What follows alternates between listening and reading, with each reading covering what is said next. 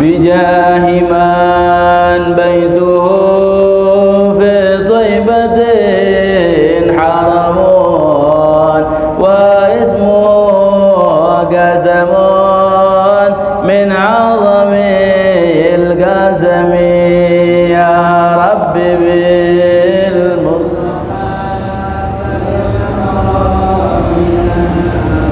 واغفر لنا ما مضى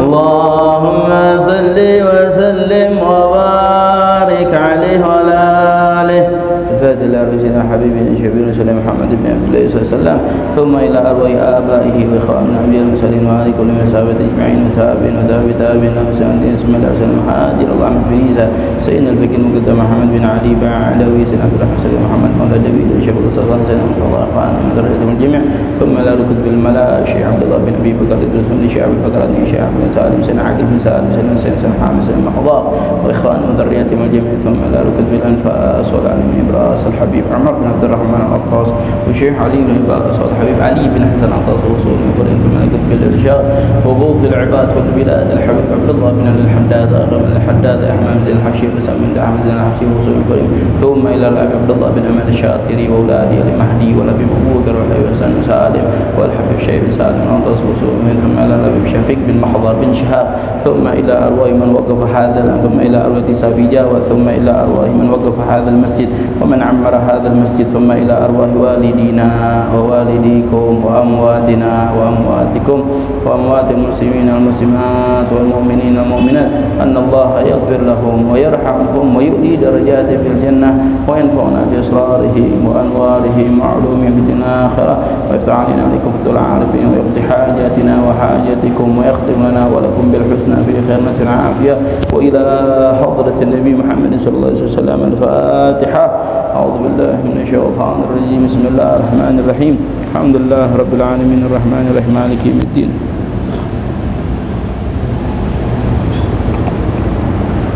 صراط الذين أنعمت عليهم غير المغضوب عليهم ولا الضالين آمين. السلام عليكم ورحمة الله وبركاته. Alhamdulillah, salatu wassalamu ala rasulillah Muhammad ibn Abdullah wa ala alihi wa sahbihi wa man walah wa la hawla wa la quwwata illa billah. Subhanaka la ilma lana illa ma 'allamtana innaka antal alimul hakim. Rabbi shrah li sadri wa yassir li amri wahlul 'uqdatam min lisani yafqahu qawli. Saddid lisani wahdi qalbi bihaqqi Muhammadin sallallahu alaihi wasallam. Allahumma arzuqna fahman nabiyyin wa hifdhal mursalin wa suratil hamil malaikatil الربين. اللهم أغننا بالعلم وزينا بالحلم وأكرمنا بالتقوى جملنا بالعافية يا أرحم الراحمين يا أرحم الراحمين يا أرحم الراحمين. نوينا تعلم وتعليم والتذكر والتذكير والنفع والاندفاع والإفادة والاستفادة والحث على التمسك بكتاب الله تعالى سنة رسوله والدعاء على الهدى ودلالة الخير وابتغاء مرضاته وقرب ثواب الله تعالى. نوينا كما وصلنا صالحون وعلى ما نوى مشايخ الكرام. اللهم ادخلنا في نياتهم وأعمالنا في أعمالهم وطاعتنا في طاعتهم وارزقنا محبتهم وتوفانا على ملتهم وعيشنا في زمرتهم آمين آمين يا رب العالمين. Alhamdulillah, segala puja-puji syukur kita kehadirat Allah Subhanahu wa taala yang telah memberikan kita semua nikmat iman, Islam serta taufik dan hidayah sehingga kita dipertemukan kembali di pengajian rutin kita. Alhamdulillah, yang mana kita mengkaji daripada ilmu tasawuf di dalam kitab Risalatul Mu'awanah lil Imam Al-Habib Abdullah bin Alwi Al-Haddad. Langsung saja kepada pembahasan. Sekarang sudah sampai halaman 36 paling bawah. Qala Syekh Al-Mu'allif wahdhar an tusamihahum fi tarki wajib aw irtikabi muharram wad'uhum ila ma fihi najatihim wa sa'adatihim fid daril akhirah wa ahsin adabahum wala tughris fi qulubihim hubbad dunya wa syahwatiha fatakunu bidzalika musian ilaihim wa qad warada anna ahlal insan wa waladahu yata'allaquna bihi baina yadayillahi wa yaqulun ya rabbana innahum lam yu'arrifna ma awjabta alaina min haqqik faghtass lana minhu wa 'alaika bi mu'amalatin bil 'adl wal fadl. Ya, sekarang masih pembahasan di dalam masalah tanggung jawab. Yang mana pembahasan daripada minggu-minggu sebelumnya adalah tanggung jawab seseorang yang khusus. Ya, tanggung jawab yang khusus apa? 7 anggota. Yang mana 7 anggota ini akan dipertanyakan oleh Allah Subhanahu wa taala nanti kelak di pengadilan Allah Subhanahu wa taala. Untuk apa kita pakai 7 anggota ini? Apakah untuk kebaikan atau untuk keburukan? Kalau kebaikan, maka 7 anggota ini akan menjadi pembantu bagi kita, ya, di dalam pengadilan Allah Subhanahu wa taala untuk memasukkan kita ke dalam surga. Tetapi kalau 7 anggota ini dipakai untuk bermaksiat, maka mereka akan menjadi pendakwa bagi kita. Mereka akan menjadi tuntutan bagi kita nanti kita di pengadilan akhirat. Mudah-mudahan semuanya kita dapat gunakan untuk kebaikan di dalam taat kepada Allah Subhanahu wa taala. Dan setiap orang juga memiliki tanggung jawab secara umum. Apa secara umum? Yaitu kepala keluarga. Mereka akan dipertanyakan tentang istri dan anak-anaknya. Pak RT, mereka akan ditanyakan tentang tanggung jawabnya orang-orang yang berada di dalam kekuasaannya. Pak RW, kelurahan, Pak Lurah, Pak Camat, terus makin ke atas, ya, makin tinggi jabatannya, maka makin besar tanggung jawab yang mereka akan peroleh. Maka hati-hati, katanya Imam Haddad mengatakan seperti itu. Hati-hati, lebih-lebih keluarga. Ya, maka dikatakan, katanya, apa katanya? Wajib terhadap orang tua untuk mendidik anaknya dengan didikan yang baik. Tunjukin mereka, bimbing mereka kepada jalan yang baik. Ya, wajib terhadap orang tua. Maka dikatakan di dalam ulama fikih mengatakan bahwasanya setiap orang tua wajib yang namanya memberikan pendidikan agama. Karena pendidikan agama adalah pendidikan yang penting. Ya, dari kecil kita ajarkan mereka agama, kita ajarkan, kita masukkan mereka kepada TPA. Mereka belajar wujud, kidambaga, mukhalafatun lil hawadithi ila akhiri daripada ilmu tauhid. Maka dengan ilmu tauhid tersebutlah mereka akan semangat di dalam beribadah. Kita takut-takutin, hati-hati, kalau ente nggak sholat, ente bakal nanti diazab di dalam kubur. Allah punya namanya neraka. Kalau mereka percaya, maka mereka bakal yang namanya mengerjakan sholat, takut meninggalkan sholat, takut berbuat dosa. Tapi kalau mereka nggak percaya, seenak-enaknya. Maka sekarang nih kita, ya, kebanyakan masyarakat kita ini, masyarakat Indonesia apa? Kurang ilmu tauhid. Tauhidnya kurang. Kalau orang-orang terdahulu, masya Allah, kita dididik sama orang tua kita untuk masuk TPA, kita udah diajarin tuh. Ya, nama-nama malaikat, 10 malaikat yang wajib siapa aja kita udah tahu. Bagaimana yang namanya para anbiya, nabi-nabi, nama-nama nabi ada tahu. Apa-apa sifat-sifat yang wajib terhadap Allah mereka tahu. Tapi zaman sekarang mana? Zaman sekarang kurang. Ya, maka kemarin dikatakan bahwasanya termasuk kata abdud dunya, hamba yang cinta dengan dunia. Apa katanya? Mereka yang takut anaknya jatuh miskin. Miskin dalam apa? Miskin di dalam bidang ilmu agama. Abdud dunya yakhaf ala waladihi faqrud dunya, faqrul mal. Lakin abdul akhirah, katanya Abdul Ukhrawi, la yakhaf, mereka nggak takut. Walakin yakhaf, akan tetapi mereka takut ala waladihi, ya, faqruddin, orang yang benar-benar hamba agama, hamba yang masya Allah, orang soleh, mereka bakalan takut terhadap anaknya ketika anaknya tidak tahu agama. Jadi kita tanya tuh diri kita sekarang masing-masing, kita sekarang abdul dunia, abdul akhirah. Kita cinta dunia apa cinta akhirat? Kalau kita cinta akhirat, maka kita takut anak kita nggak ngerti yang namanya ilmu agama.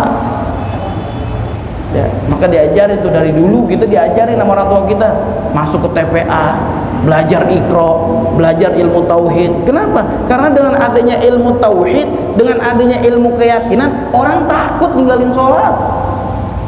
Takut, tahu dia ada azab kubur, tahu dia ada neraka, tahu dia balasan-balasan yang akan diperoleh terhadap orang-orang yang maksiat. Karena takut, ada rasa yakin.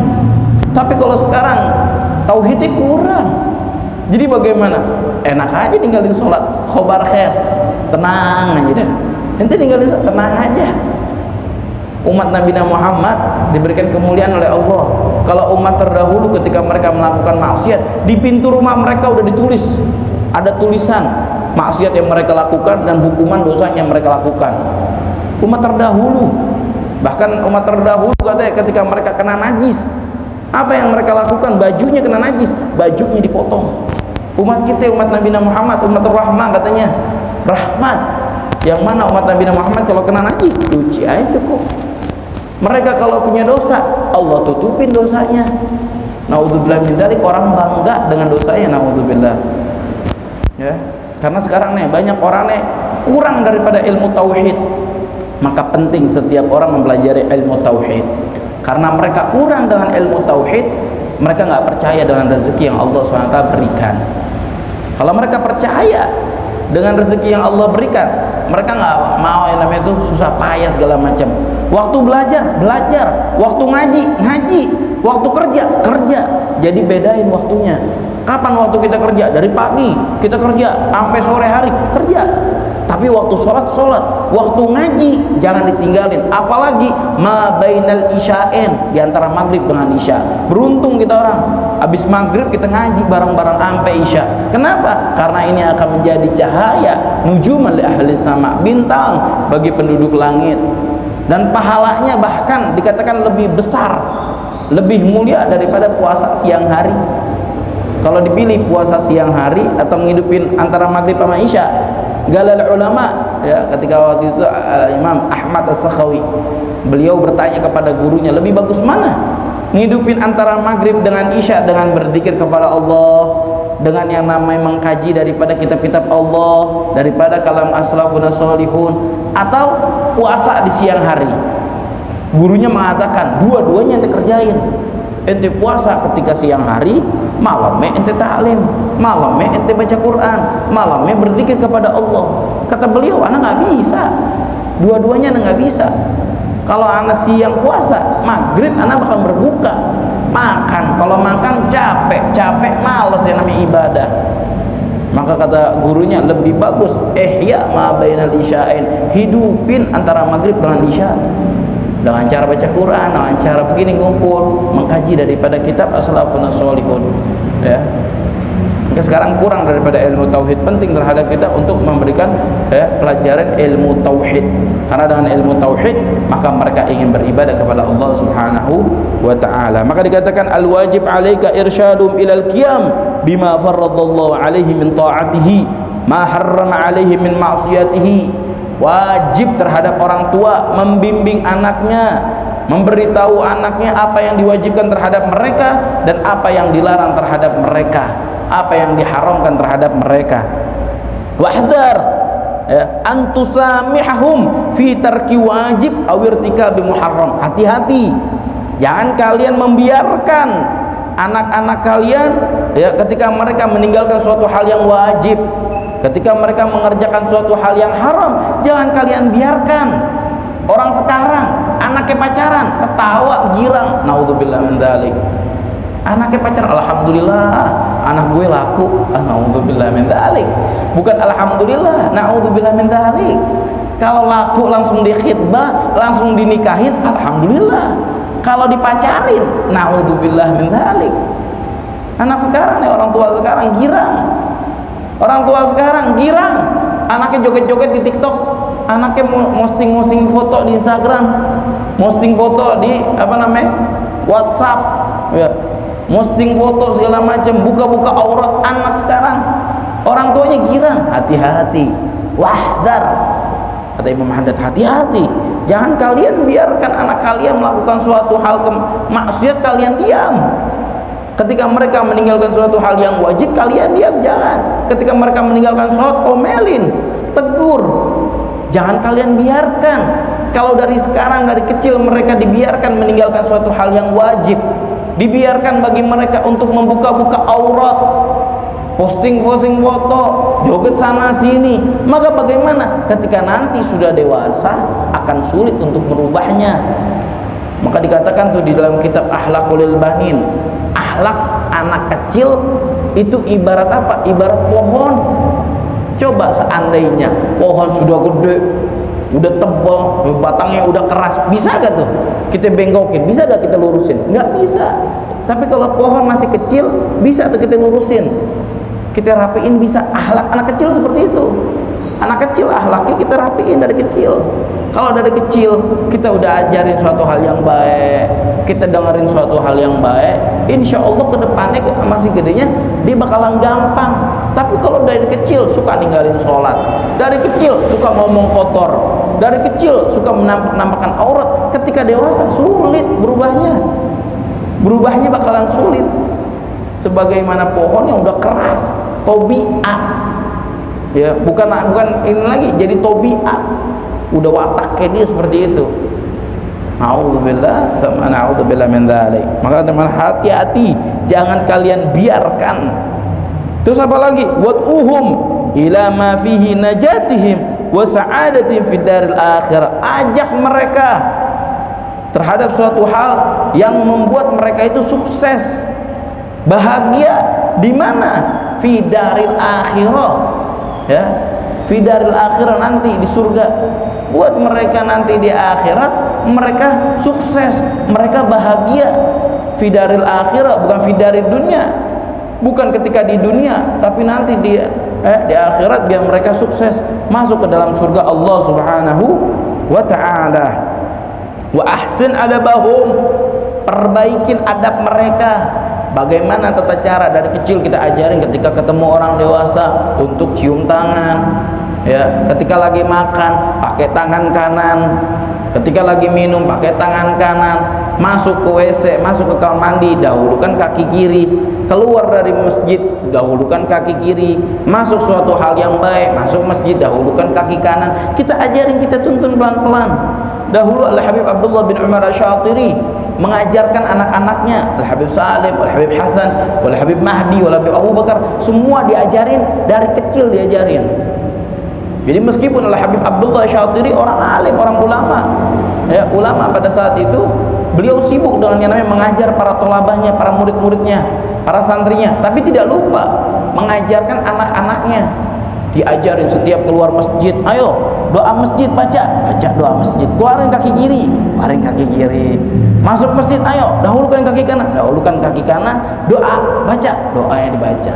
Jadi kita bimbing, jadi mereka terbiasa. Ketika lagi makan begitu juga, ayo tangan kanan, baca doa, Allahumma barik lana. Lagi naik motor, lagi naik mobil, berkendara, sebelum jalan ajarin, ayo doanya mana, gitu. Jadi adab-adabnya, akhlak-akhlaknya kita ajarin dari kecil. Nanti kalau dari kecil sudah terbiasa, kalau naik motor sebelum jalan baca doa, makan sebelum makan baca doa, sebelum tidur baca doa, ila akhirnya mereka akan terbiasa. Maka menjadi akan tobiat bagi mereka, sebelum tidur baca doa, sebelum jalan baca doa, ila akhirih. Wala tughris fi qulubihim hubbad dunya wa syahwatiha.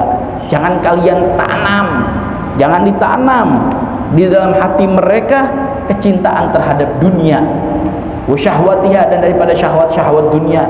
Jangan. Jadi ketika mereka masih kecil, jangan kita tanam tentang masalah cinta dunia, ajarin pelit. Jangan. Punya duit, ada orang miskin, ayo sumbang, kasih. Kita ajarin anak kita untuk sedekah. Jangan yang namanya pelit, punya duit disimpan aja dah. Bagi, lagi punya makanan, bagi, kasih orang. Ayo tuh, temennya tuh, bagi temennya. Ajarin seperti itu. Jangan yang namanya cinta dengan dunia, kita ajarin sejak dini, ketika mereka masih kecil. Ya, kenapa? Fatakunu bidzalika musian ilaihim. Kalau kita mengajarkan cinta dunia, punya duit, pelit, nggak boleh bagi-bagi, punya makanan nggak boleh bagi-bagi, cinta dengan dunia, maka apa? Maka hal tersebut, ya, termasuk katanya musian ilaihim, kalian telah berbuat buruk terhadap anak kalian. Jadi kita yang berbuat buruk, bukan anak, tapi kita yang ngajarin. Yang ngajarin cinta dunia kita. Akhirnya gimana? Kita yang berbuat buruk, bukan anak, dengan sebab diri kita. Waqad warada, sebagaimana telah dijelaskan di dalam hadis, anna ahlal insan wa waladahu yata'allaquna bihi baina yadayillah. Ya, nanti diriwayatkan di dalam hadis bahwasanya ada satu orang berdiri di hadapan Allah, kemudian digelantungin anaknya, istrinya pada gelantungan. Dia berdiri di hadapan Allah, tapi anak dan istri pada gelantungan di dirinya dia. Wa yaqulun, dan anak istri tersebut bakal berkata, ya Rabbana, wahai Tuhanku, wahai Tuhan kami, innahu lam yu'arrifna, dia enggak mengajarkan kepada kami ma aujabta alaina, sesuatu yang engkau telah wajibkan kepada kami, katanya. Min haqqik, daripada hakmu, faqtassalana minhu, hukum dia ya Rabb. Alhamdulillah min dzalik. Jadi nanti di pengadilan Allah Subhanahu wa taala, orang tua yang mereka tidak mendidik anaknya dan istrinya, anak dan istri tersebut akan bergelantungan terhadap dirinya di pengadilan Allah Subhanahu wa taala. Dan anak istri tersebut akan meminta kepada Allah, ya Rabb, ini orang kagak mengajarkan kebaikan kepada kami, nggak mengajarkan agama kepada kami, nggak mengajarkan sholat, nggak mengajarkan suatu hal yang diwajibkan terhadap kami, maka hukum dia ya Rabb. Maka dahulu kisah Sayyidina Umar bin Khattab, satu orang laki-laki datang ke Sayyidina Umar, anak punya anak kurang ajar dari dulu, nggak pernah bakti kepada kedua orang tua. Akhirnya gimana, apa yang dilakukan Sayyidina Umar? Panggil anaknya, suruh kemari. Dipanggil sama sahabat, dihadapkan kepada Sayyidina Umar. Sayyidina Umar, ya, kata anak ya Sayyidina Umar, anak dikasih nama yang jelek, ibu anak orang yang jelek, orang tua anak nggak pernah masukin anak untuk mendidik daripada pendidikan agama anak. Siapa yang salah? Sayyidina Umar. Akhirnya Sayyidina Umar ambil kejutan, ya, dikejar ini orang tuanya lari ngibrit. Siapa yang salah? Bukan anak yang salah, tapi orang tua yang salah. Na'udzubillah min dzalik. Wa 'alaika, maka hendaknya terhadap dirimu bimuamalatihim bil adl wal fadl, hendaklah terhadap dirimu berperilaku terhadap anak istri bil adl, dengan hal yang adil, wal fadl, dengan kasih sayang. Amal adl maksudnya adilnya bagaimana? Fahuwa an tuwafiyahum huquqahum allati aujabaha Allahu lahum 'alaika, yaitu adalah maksudnya adil di sini, ya, kata Imam Haddad, hendaklah terhadap dirimu wahai para suami, wahai para bapak-bapak, apa? Berlakulah adil terhadap anak dan istri. Maksudnya adil, antuwafiyahum huquqahum, engkau penuhi segala hal yang wajib terhadap mereka, hak-hak mereka penuhi. Allati aujabahallahu lahum 'alaik, yang mana Allah telah mewajibkan terhadap dirimu. Jadi hak-hak kita terhadap anak kita penuhin. Hak-hak anak dari apa? Minan nafaqah, nafaqahnya kita penuhin. Wal kiswa, pakaiannya kita beliin. Wal muasyarah bil ma'ruf, yaitu berperilaku dengan baik. Ya, jadi 3 hal yang kita dianjurkan Imam Haddad. Hendaknya setiap kalian para suami, setiap kalian para bapak yang memiliki anak, maka hendaklah kalian bersifat adil. Adil di dalam apa? Penuhin nafkahnya, belikan baju yang menutupkan aurat, wal muasyarah bil ma'ruf, dan berperilakulah baik. Ya, nafkah tersebut yaumul lailah qut. Ya, dikatakan bahwasanya di dalam masalah nafkah di dalam kitab fikih itu ada perbedaannya. Kalau orangnya sederhana, maka yang diwajibkan bagi dia apa katanya? Qut yaumul lailah mut wan nus. Kalau kita orang miskin, yang diwajibin cuma segini doang nafkahnya. 1 beras segini. Kalau kita orang sederhana, yang diwajibin 1 hari 1 malam, yang diwajibin adalah 1 mud wan nus, 1 segini setengah. Tapi kalau kita orang kaya, maka makanannya beda juga, maka wajib mudden, 2 mud, 2 kayak ginian daripada beras. Lauknya bagaimana, Bib? Lauknya berbeda juga. Orang miskin telur juga udah enak. Orang miskin telur udah enak, telur kasih paling enak telur. Maka setiap hari Jumat tuh kita gembirain keluarga kita hari Jumat dengan makanan-makanan yang enak. Orang yang sederhana, ikan, ayam, oh udah enak nih, beliin ikan dan ayam. Orang kaya daging, kambing, sapi, beliin tuh hari Jumat kita beliin. Ya, hari Jumat kita sunnah di hari Jumat itu tausi' alal iyal, yaitu menggirangkan keluarga. Dengan cara apa? Makanannya dienakin. Kenapa? Hari Jumat merupakan adalah hari raya bagi kaum muslimin. Jadi jadikan hari Jumat tersebut makanan yang enak hari Jumat dan segala macamnya. Dan kalau kita lihat-lihat nih, hati-hati juga perempuan minta nafkah, uang jajan beda, uang makanan beda, uang ini beda. Enggak. Kalau kita baca daripada kitab nafkah di dalam kitab fikih, itu yang diwajibkan cuma yang namanya makanan sama idam sama lauk pauk. Jajan beda. Jajan mah suatu hal yang lebih. Ini kagak, jajannya beda, makanannya beda, minumannya beda, terus belum uang bajunya beda, dan semuanya diminta. Dibilang lagi bahwasanya laki-laki tersebut nggak wajib tuh yang namanya perempuan tersebut nggak wajib yang namanya nyuci baju, perempuan nggak wajib yang namanya bersihin rumah, perempuan nggak wajib yang namanya gini. Emang benar, kita kalau baca kitab-kitab fikih itu perempuan kagak wajib nyuciin baju kita, perempuan nggak wajib yang namanya bersihin rumah, perempuan hal-hal yang diwajib itu kayak neriska baju nggak wajib bagi perempuan. Perempuan tugasnya perempuan cuma diem di kamar, itu tugasnya perempuan. Tapi ingat, di dalam bab nafkah itu yang diwajibin sama kita apa? Beras. Tuh kita kasih beras, ikan tuh kasih ikan. Disuruh kita dari mana? Lah nggak tahu. Lah tapi penanak nasi dari mana? Nggak tahu. Kulkasnya nggak tahu. Cari sendiri. Makanya dikatakan oleh Shahibul Yaqut mengatakan apa? Termasuk daripada mawaddah, kasih sayang seorang suami dan istri. Jadi kita memberikan suatu hal yang diwajibin, tapi dilebihin juga. Istri wajibnya emang sebenarnya cuma diem di kamar, tapi dianjurin bagi istri untuk membantu suami, bajunya dirapiin, kamarnya dibagusin, rumahnya, anaknya diurusin, ila akhirih. Yang wajib bagi suami nafkahin beras, ikan, nggak wajib ngasih yang namanya kulkas, agak wajib. Ngasih apa lagi? Setrika, nggak wajib beliin setrika. Berikan AC, nggak wajib ngasih AC. Apalagi kipas, kagak wajib. Tapi min mawaddatihi, kasih sayang seorang suami terhadap istri dibeliin, semuanya dipermudah. Begitu yang diwajibin. Jadi saling mengasihi. Kalau mau ini kadang-kadang ibu-ibu ya, perempuan-perempuan yang udah pada belajar akhirnya jadi songong sama suami dilarang, kagak wajib ngurus ini, kagak ngajib. Ya udah, kalau nggak wajib kita kasih hak kita yang wajib. Hak kita yang wajib kasih ini, yang wajib. Ini AC matiin, kipas matiin, punya anak, nanti nggak usah. Ayo, mau digituin perempuan? Ya kalau perempuannya orang kaya baru. Ya, kalau perempuannya orang miskin, biasa di rumah pakai kipas, kita di rumah biasa pakai AC, kita kasih kipas, AC buat kita. Tapi min mawaddatihi, kasih sayang antara suami dan istri, saling melengkapi, saling mengisi. Begitu caranya.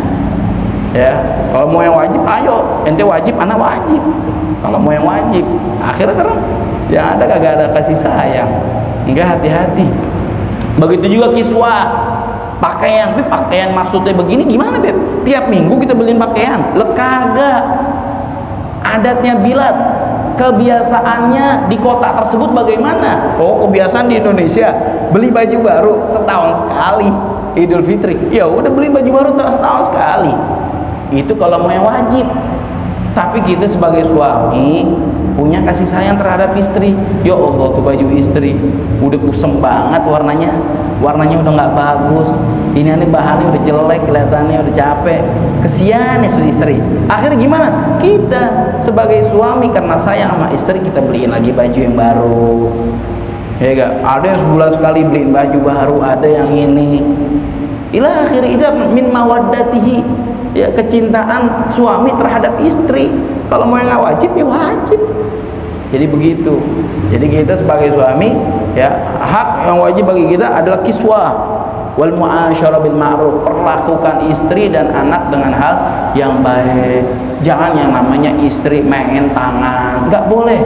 Di dalam kitab fikih dijelaskan bahwasanya laki-laki ketika ada istri yang durhaka, istri yang lawan, pakai mulut, omelin pakai mulut, jangan pakai tangan. Sekalipun kita main pakai tangan, kita gampar istri kita, naudzubillah min dzalik, kita gebuk istri kita, wajib bagi kita membawa istri kita ke rumah sakit, obatin, kita yang tanggung.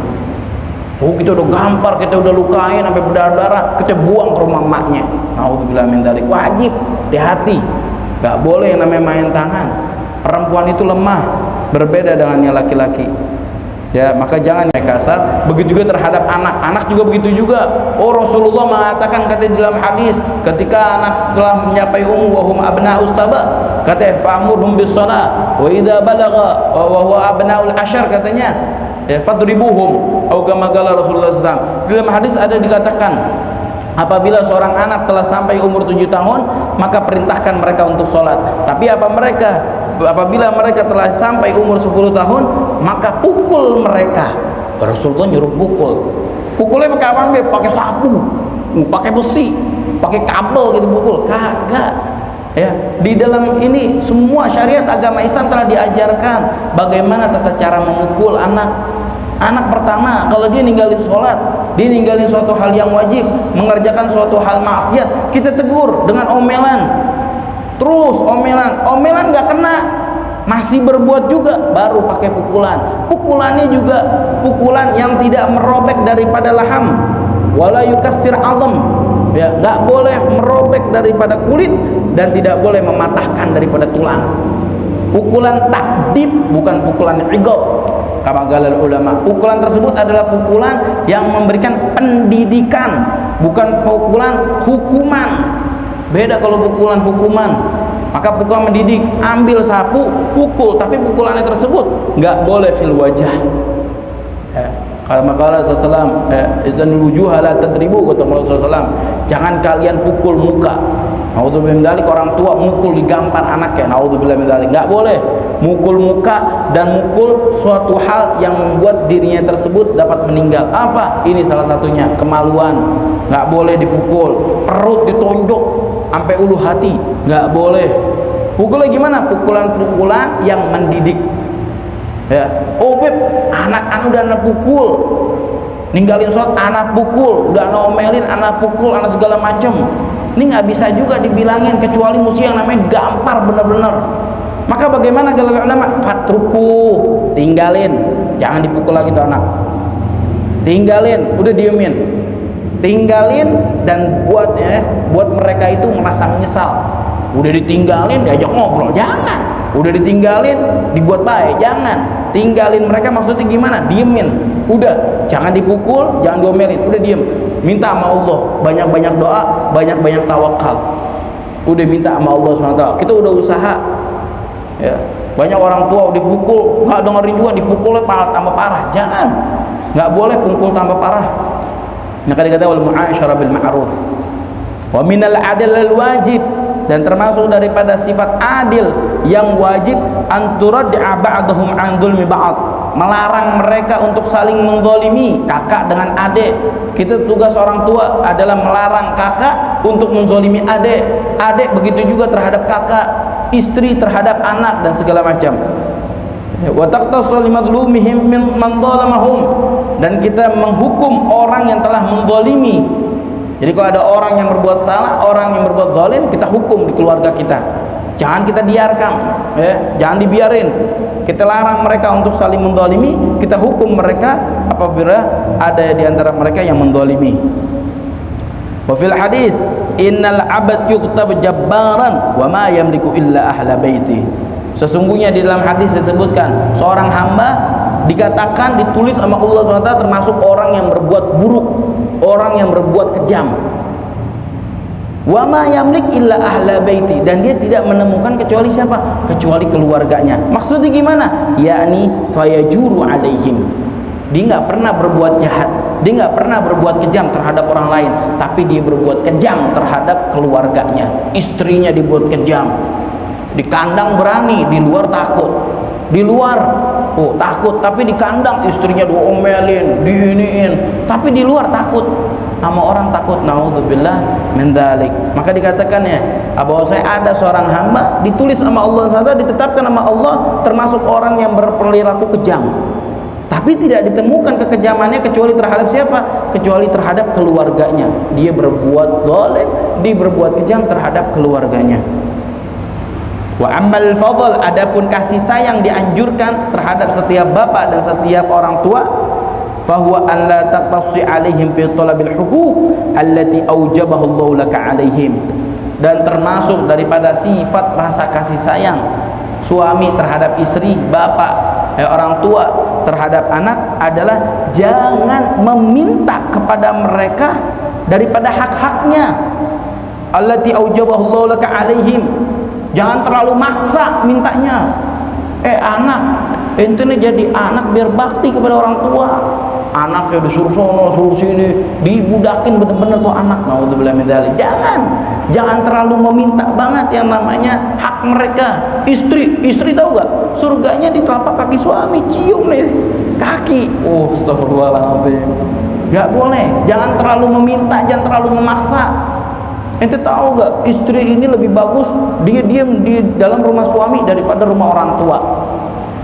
Ente ini gak boleh ke rumah orang tua, ente diam di rumah anak. Astagfirullahaladzim, hati. Jangan. Jadi mentang-mentang suami, emang benar hakikat seorang istri itu nur terhadap suami, surga. Bahkan dikatakan pernah ada satu kisah, seorang istri diam di rumah suaminya karena suaminya pergi, safar, pergi bepergian jauh. Suaminya berpesan, jangan keluar dari rumah, apapun keadaannya jangan pernah keluar dari rumah, diam di rumah. Orang tuanya sakit, saudaranya datang ketok-ketok pintu, orang tua lagi sakitnya ke rumah.